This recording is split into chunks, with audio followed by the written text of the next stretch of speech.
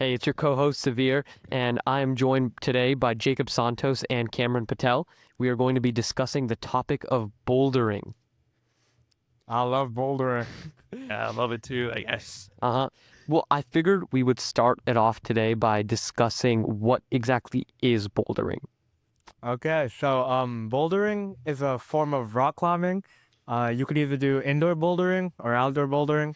It's unroped, so you just have yourself and like a crash pad, and it's usually not very high.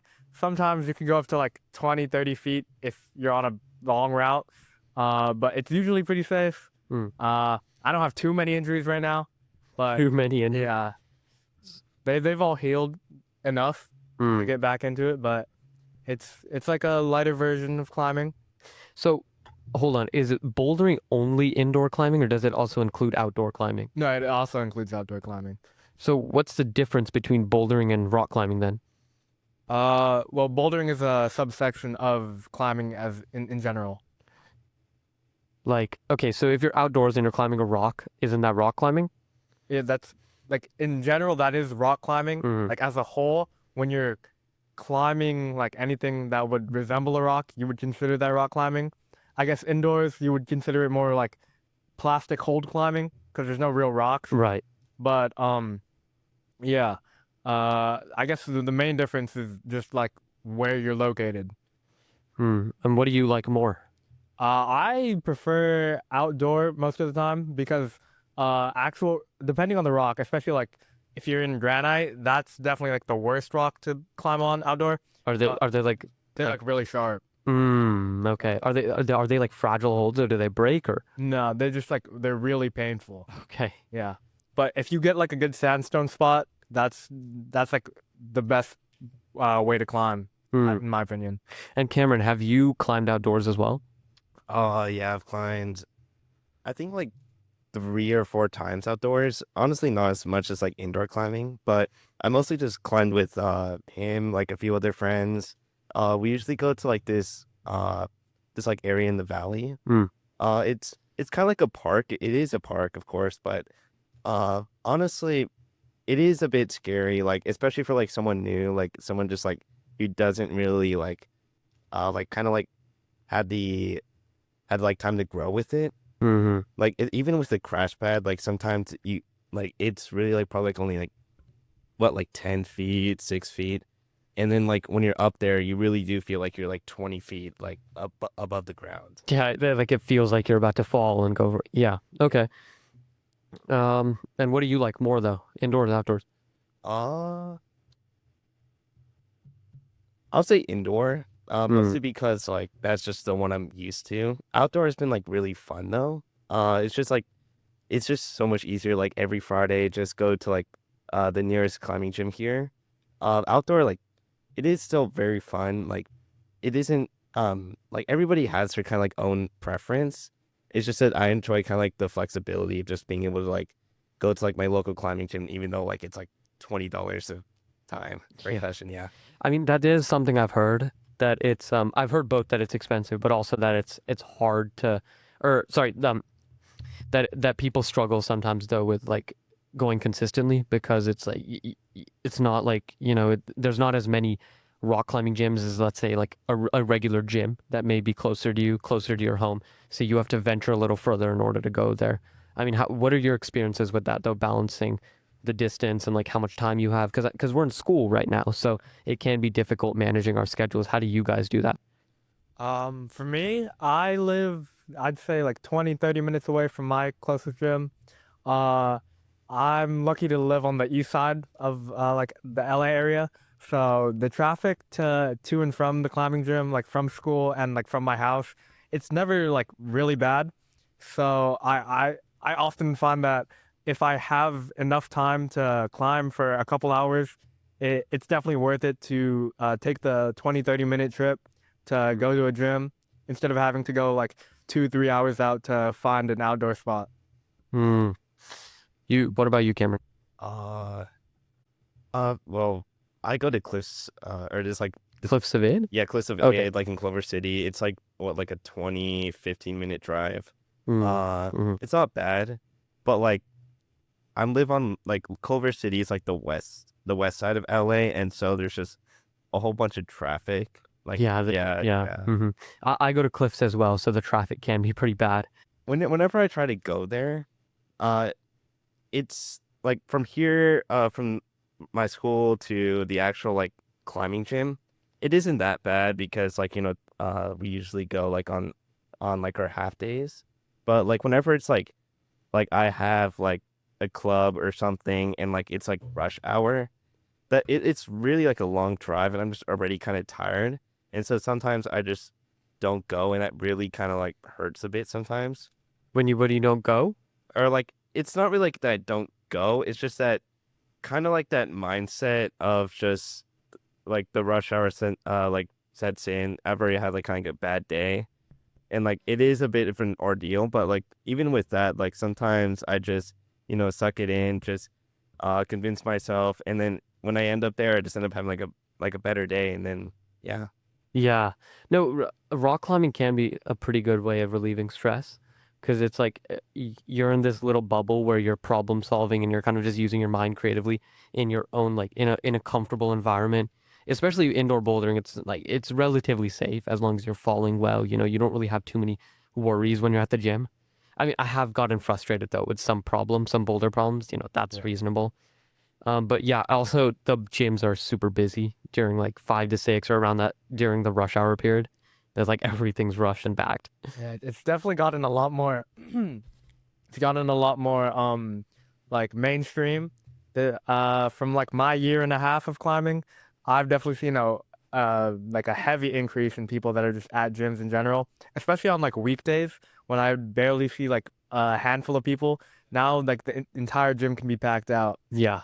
and it's honestly like it's nice to know that there's a lot more people that want to like enjoy the same sport that I do. I think, yeah, that's something that's great about the growth of bouldering. I mean, the community increases, but of course that comes with like, there's some people that you don't want in the community. Most definitely. Yeah, certain people that can be kind of, mean. It's the word I'll use. So why don't we then get into starting climbing? Why don't you tell us about how you guys got into climbing? What like how you dealt with the cost or So I got into climbing about a year and a half ago, in November of 24, I'd want to say, with when my friend Nico, he didn't he had a membership for a while at that point, and he took me to the gym in downtown, I want to say, LA Boulders, and that was my first experience with climbing.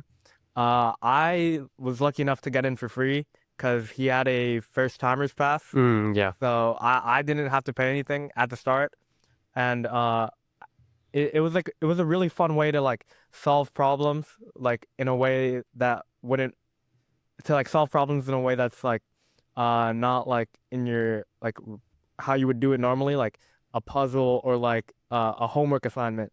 It was more of like using your own strengths and like how like your physical capabilities to help solve a problem that you might have thought that was like too hard for you. And when you like at the start, I'd want to say that's the time when you're either the most happy with your climbing experience or the least, and it honestly just depends on the mindset that you have coming in. Because if you have a mindset where you're like, I'm gonna do everything in the gym, I'm gonna go up every wall, that can often lead to like you just getting bummed out because you see like a little kid that's like 5 years old going on like a super hard route that you can't even start. Mm-hmm. But if you go in with like a good set of people and like have a group that is already like established in climbing to just help you out, I think that that's where you find the most success when starting.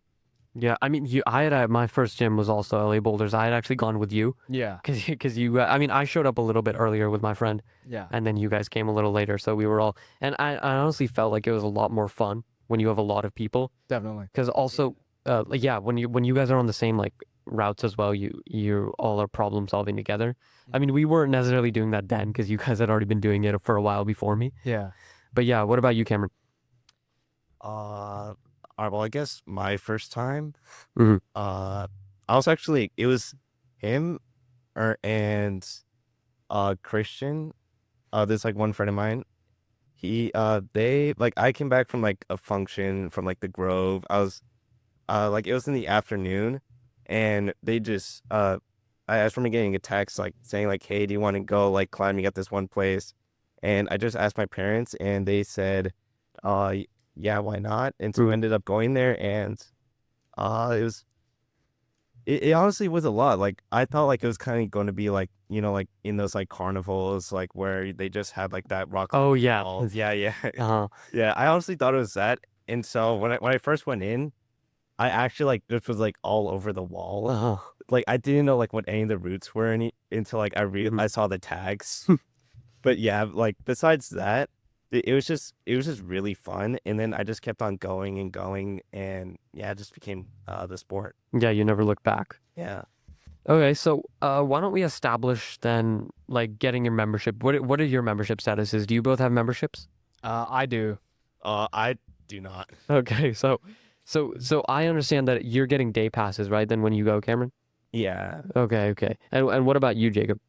Well, since I have a membership, I don't need to get day passes, But it's definitely a very expensive like hobby to get into. in that's general. yeah. Because at least for actually no, for all the gyms right now, they're closing in on like over 100. I think the only sub 100 gym right now is Long Beach Rising, which is very far from me. So I'm not able to go to that one as often as I would to a Touchdown gym. But the perk of going to the Touchdown gym and having a membership is that you get access to like I'd say like 15 to 20 gyms across California. Okay, that's great then. Yeah, which is something that I'd say it's definitely an upside to paying $100 Yeah. a month, and I think they might even be increasing it this year to like 115. But I'd say if you have enough time to go consistently, like I'd say more than 5 times a month, it's definitely worth buying a membership because it'll pay itself off if you go more than 5 times a month. Hmm. Are you going more than 5 times a month, Cameron? No, I'm actually no. Yes, I am. It's sorry. I thought it was like for a week, but Oh, but yeah, I do go around like 2 or 3 times a week. I am losing money just from the memberships and whatnot. So, but besides that, um, it's definitely like as again like what Jacob said, it's a very expensive or like hobby or a sport to have. mm, Like yeah, I'm it is. paying like every month. I'm probably paying like up to like $100 or $150 just per month Okay. just for this sport. Yeah. I think it might actually be 130 for minors, if I remember correctly on the Touchstone website. It might. So maybe you're in a comfortable range then, Cameron. Even that. So I know that they do offer like financial aid memberships though as well. I mean, if you guys are comfortable sharing, Jacob, you said you have a day pass. So Jacob, if you're comfortable sharing, are you using that? No, I'm not. I definitely know people that are, Mm. and they do offer like really nice financial aid packages, especially with like if you think about their equipment and like their equipment sales for people who have the financial aid membership, which helps to like because climbing isn't just about like going into a gym and like going up a wall, but also about the equipment you use. So since they have like special packages that are that give you sale on items, they definitely do help get into it because my friend he got like $140 shoes for like $70 Whoa. Okay, that's a big when so big discount. they definitely offer a lot of financial aid if you need it. Okay, so now there are grading systems. I'm just gonna like say it out because whoever's listening may or may not know. So it goes from V1 or V0, sorry, VB actually, right? In gyms it's VB, yeah. Okay. So it goes from VB to what does it actually go to in indoor gyms like up to, you know? I think it's like 17. Really? That's outdoor. Oh, outdoor, my bad. In indoor gyms, I think the highest that's been set has been for bouldering at least has been from what I've seen V11. Okay. I think it was at either the Post or Hollywood that set a V11. Okay. So, and then if you want to go past those levels, you have to go outdoors then? Yeah. Because a lot of gyms they focus on like getting money, of course. Yeah. It's a business after all. So if they set too hard, they're not gonna have people that climb it, which would be a waste of holds, and they're also gonna have people that like feel like disheartened if they can't climb it. Yeah, I know that's also why some gyms are like I think the proper term is soft. Like when they set soft, like the grade is like maybe even says V4, but it's like it's actually as hard as a V2 or something. Yeah. So like when a route is soft, that just means it's too easy for what grade it's been tagged with. So like for example, Kamran, he calls himself a V5 climber, but the only V5s that he's climbed have all been soft to the point where they're like V2s, V3s. No. Cameron, what do you want to say about that? All right, so Jacob isn't wrong. No, the V5 thing that he's wrong. Yeah, he's wrong about that, but he's not wrong about like, some climbs being like if it's like a V2 and then like it feels like either like a V3 or V4, because like a lot of it's like just it's like it's more of like a feeling kind of, because every gym has like their own like kind of like parameters around like the grade they set, because it isn't really centralized. It's like, I mean, if you're doing comp climbs, then yes, of course it's centralized. But if you're going to like a gym, like let's say Long Beach, they will have their grading system will be somewhat different from like, let's say, the Post or Cliffs of Id. Mm-hmm. So yeah, it's just really like it's really just a gym to kind of decide like what feel is kind of like going to be in that V grade. And it's also the route setters, right? Like let's say one route setter may be like bad with crimp, so they might grade something higher, right? Is that a correct take?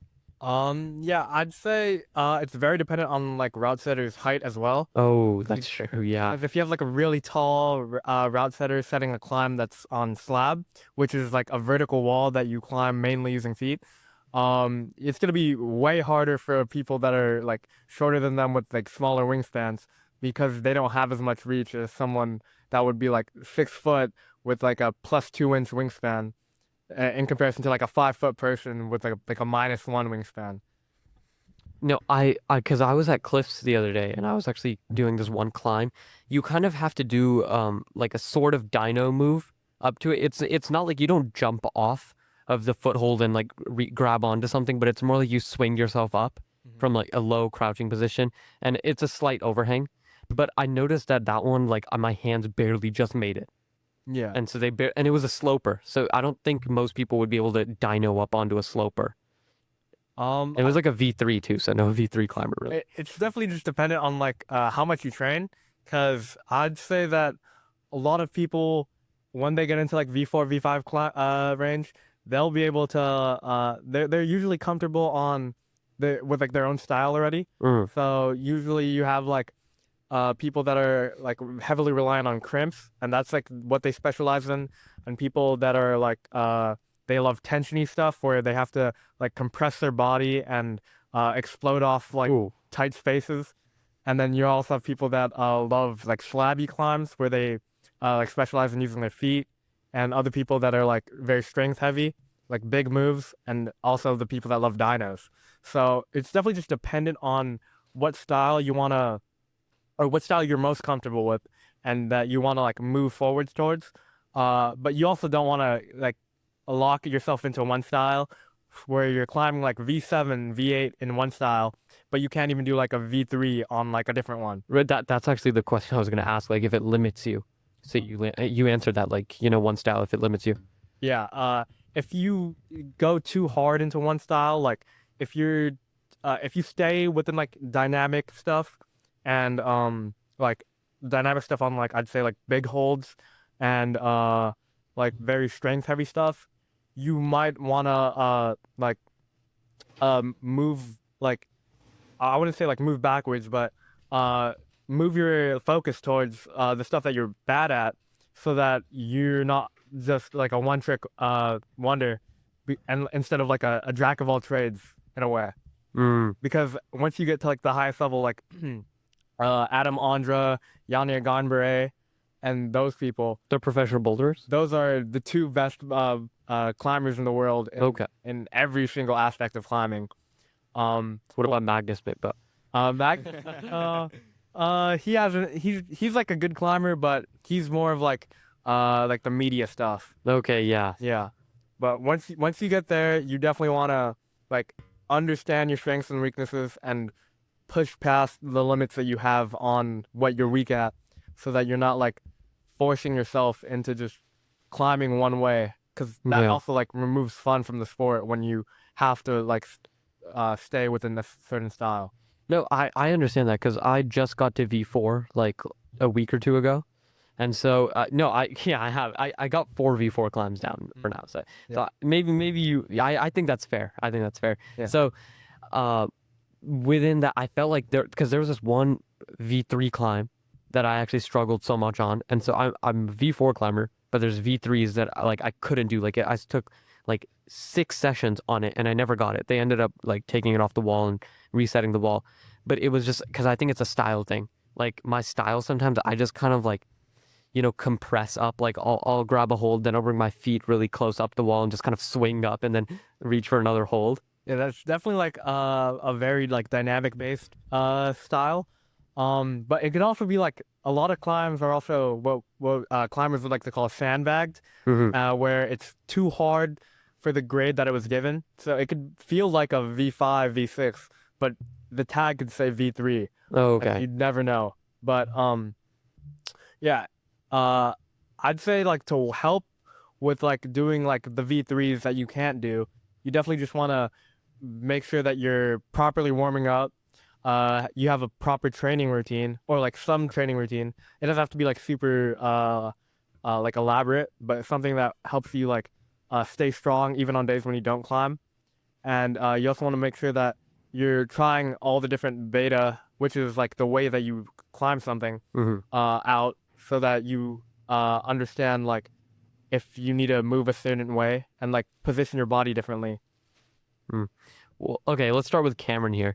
Why, how do you warm up when you first get into a climb? Because on my first day, I just kind of like got on the wall without warming up at all, and I know a lot of people can get injuries if they don't warm up properly. So yeah, if you don't warm up properly, you are gonna like you can injure yourself. Mm-hmm. Uh, but I think like a good warm up routine just usually revolves around just kind of like stretching or just really kind of like getting like the or like just the body or like most of the muscles just to be like a lot more relaxed, because whenever you just like it's kind of like when you're in the gym in a sense, like when you go a bit like above your reach or you're like in a climb and you kind of have to use like your own strength just to like get top out the route. If you don't like stretch out or just like warm up in any sense, your arms or your muscles are gonna like they're gonna like really contract, and you will feel like you'll really feel it. Like you will feel like your arm like very firm. You can feel like your legs very firm. Oh, I've like yeah. pulled multiple like muscles before just because like I didn't warm up right, and I just kind of like rushed it. Like it was a lot like in the beginning, like the first few months, and it really kind of hurt, especially like the worst case, I just wasn't able to climb for like I think like around like 2 weeks just because there's just so much pain, and yeah. Yeah. Yeah, no, I actually, I just realized when you were saying you feel tightness, I realized I felt that. So maybe I need to reevaluate my warm-up routine. Do you guys use the hangboard in the gym? Like, because I know most gyms have a hangboard. Do you use that to warm up your fingers before climbing, or do you use like really easy climbs to warm up your fingers? I do a combination of both. I for a long time I didn't use the hangboard, which it's like a really bad habit. It's definitely very useful to like practice and like get your finger strength up, because you really need a lot of fingers when you're climbing, Mm-hmm. and it's a good way to keep your fingers warm and also just to strengthen yourself. And you don't even need to like hang fully off of it. Like I know Emil Abrahamson did a study on no hang fingerboarding, Whoa. where you would just apply like 80% of the pressure on your fingers and 20% into your legs. Like keep some of your feet on the like keep your feet on the ground and Keep your like kind feet of on the like bend your knees kind of thing. Yeah, so that you would still get the benefits of hangboarding without needing to like be strong enough to already hold yourself up from your fingers. And Yeah. usually after you do that, you'd want to hop on some easier climbs so that you can get the rest of your body warmed up too. Okay, yeah, that's exactly what I do. And I have noticed because I first started climbing and I never used a hangboard for the first couple sessions, but then after I started using it like 6 or 7 sessions later, Alright. no, actually though, but 6 or 7 sessions later, I noticed like the finger strength increase was just incredible because when I first got on the hangboard, there were like some holds. I don't know the exact like millimeters, but some of the holds were just like I was like, oh my God, I can't even hang with that like without taking my feet off the ground. And then like I go back, like the last time I went and I grabbed one of them and I was able to hold on for just a couple seconds, but Yeah. just like without my feet on the ground. So it's like the differences are huge. And I think that especially with the crimpy holds on the hangboard, it can help because you don't necessarily see like really small crimps on V2s, but and I don't think it would be best if like the first time you saw such a small crimp would be on a like on a V7, like because then you can't do it. Like your fingers would have never been able to do that. Yeah. Do you agree with that? Yeah, definitely. Like, especially for crimps, which are like the smaller holds, like a couple millimeters sometimes. You definitely want to hangboard a lot, but also make sure that you're not hangboarding after a session, like directly after, because you want to give yourself time to like recover. And when you hangboard, you also got to remember that it's supposed to be like a warm up and strengthening exercise, so you don't want to overdo it before you climb because you want to have energy while you're climbing. And a lot of the gains that I think you could have too are just coming from you climbing more. Oh yeah. Because definitely within like the first couple dozen climbing sessions I had, that's when you get like the best newbie gains where you're just going up and up in Mhm. strength, and you can really like notice the difference between your first day and like however many days you're on now. Mm-hmm. That's true. What kind of equipment do you guys use? Do you guys have a specific shoe you want to recommend, maybe? So I'm just gonna say it, especially for like newbies and like whatnot. You don't need like a very specific shoe. You don't need like a very good shoe. Like you especially don't need like a very expensive shoe. You can really just get like $100 shoe, like a very beginner level. Well, my Okay. first shoe was like it was a used pair. It wasn't like in the best condition. There was like a lot of problems with it, but it fit my foot pretty good, and I noticed a pretty big difference between like Rentals? the rentals and like this uh like really crappy shoe that I found like at an REI like used I forgot what they call it, but like their used market. Mm-hmm. Mythos. I mean, would you, so in light of your experience with that, would you still recommend used shoes to people? I feel like used shoes, I'd say like in the beginning, you can like if you need like to save a few bucks, Mhm. then yeah, you can get it. There are some like big cons with it, like mostly because like, another person's foot has been in it, and like there is like a lot of like damage like already done to the rubber. It is already broken into, which like isn't like too like big of a pro, but it is like it is like a used pair. It's gonna have like some problems to it. Mm. Okay, well, Jacob, what pair do you use? Right now I have the Scarpa Arpia 5s, 5 LVs, I think I want to say that's what they're called. Uh, and I use those for my warm up. I Those are the first pair of shoes I got.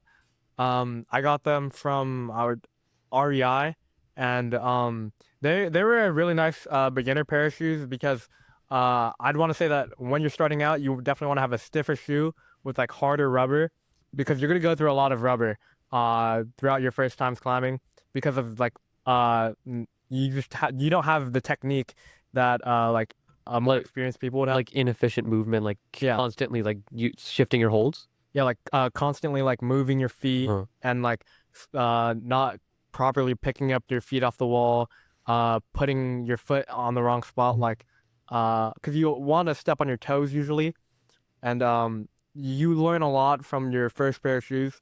And I'd say if they're used, that's definitely more of a beginner thing, because once you get up to like, I want to say like having your shoes for months on months, sometimes you can have a hole, and you definitely don't want to buy a shoe with a hole in it.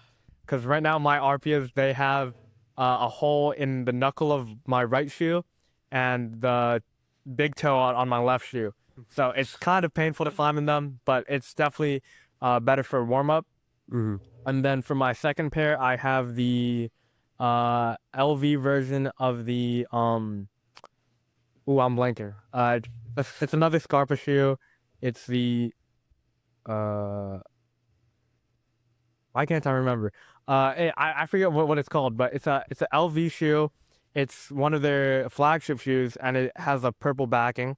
I really wish I could remember right now, but I like that one because it's more sensitive, which means you could feel where your foot is more, and it's also more downturn, which means your foot is forced into like curling its toes more, Hmm. and I prefer that in my climbing shoes, and I also prefer to have them like really downsized. So I wear a 8.5 to 9 in my daily like going out shoes, and for my climbing shoes, I go down to like a 6 or 7. Ooh. Okay. And I I think that it's fine on my foot. It's definitely less about breaking in your shoes at that point, and more about like breaking in your foot and like getting it to getting your foot to like understand the pain that you're gonna be in Yeah. when you're in those shoes. But breaking them in definitely helps too, because it'll stretch out the fabric and the rubber, and make it so that it's like more conformed to your foot. Yeah, I think because of the downsizing, people also like kind of slip their shoes off slightly in between climbs as well, because it could to deal with that. Yeah. If I'm in my shoes for more than like I'd say 10 or 20 minutes climbing, I definitely have to take them off, or else my Yeah, yeah. feet will just they'll hurt for like as long as I'm wearing them. And do you guys have like a favorite chalk? Like, what do you think is the best chalk on the market? I think that the best chalk is probably Rungna's Magdust, any of them. The Magdust Original, the Magdust Super Dry, the Magdust Pro. I love Magdust. You know, I even have a code. Can I plug it?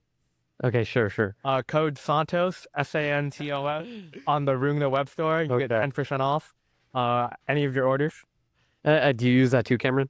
I just use like whatever chalk like my friends have Okay. because I don't really like spend that much money on chalk, more and less mag dust, but Oh, I usually do like use like rental chalk just because like it's like $1, and I honestly like chalk helps a lot, but I don't constantly see myself just like reapply chalk after a route, go on the route, reapply chalk, go after that, because it does make a difference. Don't get me wrong. It's just that it's how do I say it? I'm sorry, I'm blanking, but yeah, I'm sorry, I don't know where I went with that, Mm. but I just want to say something to your point. You said that you don't often like reapply your chalk. I just want to say that you went through 2 whole blocks of chalk within one session. That you didn't pay for, by the way. all right. To be fair, I accidentally spilled that. You still went through a block. look at this defamation.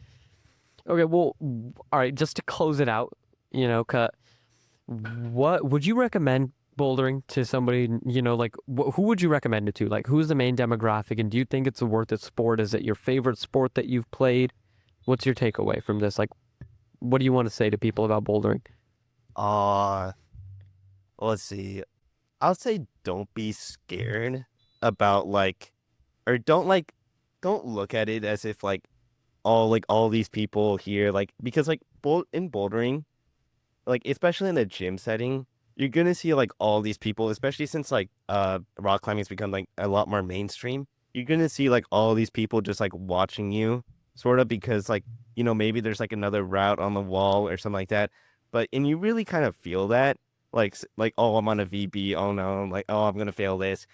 I'll say kind of it is more easier to say than do, but just kind of try to ignore that, because it really does, if you feel like everybody in the room is kind of watching you, that is gonna bring you down a bit. Mm. Especially that's what I felt in the early times, or the newbie stages.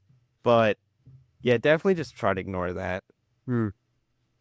Yeah, I'd say I'd recommend climbing to anyone that just wants to be slightly more active, or maybe even find a new hobby. I've seen people that are babies. I've seen people bring their babies to the gym. I've seen 5-year-olds climb way higher than me, harder grades. I even get some of my friends their little siblings to climb, and as someone that's not super old, I'd say I'm just starting my life basically, because I'm like ending my teenage years right now. I definitely find it very appealing as a teenager. I know a lot of adults, like people 20 to 30, in like my general vicinity that climb. I also see people that are like 40 plus that climb way harder than I do, Yeah. and they're in like amazing shape. I'd like if you have the drive to do it, I'd say try it out at least. And if you don't like it, there's no real harm in getting like a day pass. It's like $20 down, $20 down the drain. Maybe even free if you have a friend that gets you in. Yeah. But yeah, it's definitely something that I'd recommend to like everyone. Okay. Thank you for your time. Thank you. Thank you. That is Cubs on the mic.